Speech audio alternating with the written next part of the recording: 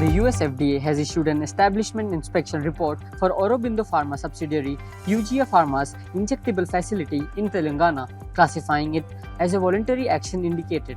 The center is considering commissioning a study on salary parity for state-run companies with private sector counterparts ahead of the 2027 pay revision for PSUs. KEC International's share price rose 5% in the opening trade on June 27 after the company secured new orders of Rs 1,025 crores.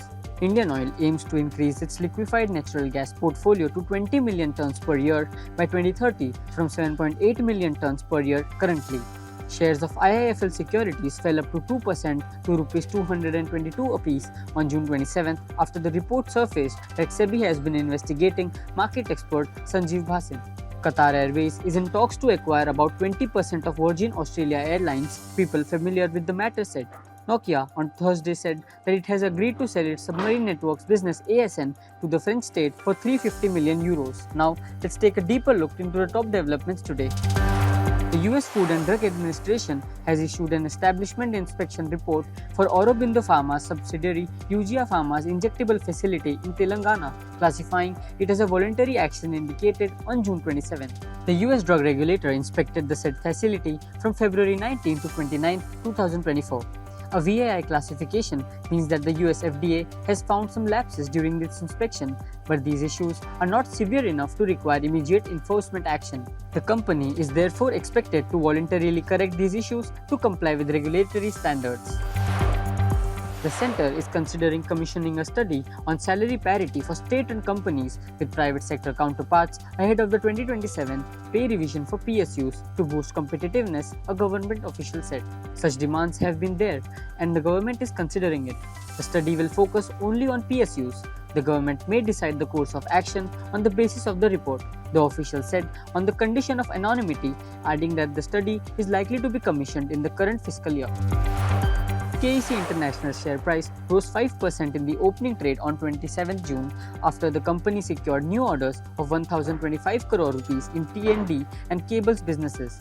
At 9:32 am, KEC International was quoting at Rs 912.25, up Rs 49.30 or 5.71% on the BSE. The transmission and distribution business has recently secured several significant projects across India, Africa, and the Americas. On June 5th, the company secured orders of 1,002 crores in its civil business. Indian Oil aims to increase its liquefied natural gas portfolio to 20 million tons per year by 2030 from 7.8 million tons per annum currently, Sujoy Chaudhary, the head of planning and business development at the company, said at an industry event on Thursday. The power sector is expected to be one of the key drivers for the Indian LNG demand, Chaudhary added. IOC hopes to boost local sales of gas to 20 million tons per year by 2030, a substantial increase from the current 6.3 million tons per year. The market regulator is investigating Sanjeev Bhasin, who has been associated with IIFL Securities for his part in alleged market manipulation. Shares of IIFL Securities fell up to 2% to Rs 222 apiece on June 27 after the report surfaced that the market regulator SEBI has been investigating market expert Sanjeev Bhasin for his role in alleged stock market manipulation. So far this year, the stock of this online trading platform surged over 55%, outperforming benchmark Nifty 50 index that climbed by 9% during the same period.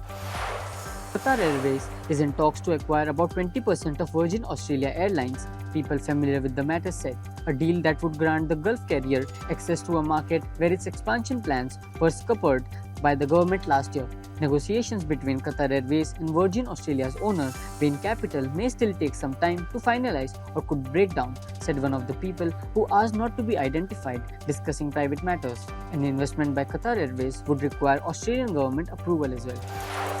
Nokia on Thursday said that it has agreed to sell its submarine networks business ASN to the French state for 350 million euros, that is around $374 million. But the deal would not impact its financial outlook. Nokia expected its divestiture to reduce sales in the network infrastructure business group by 1 billion euros, it said. The sale is expected to close at the end of 2024 or the beginning of 2025, Nokia added.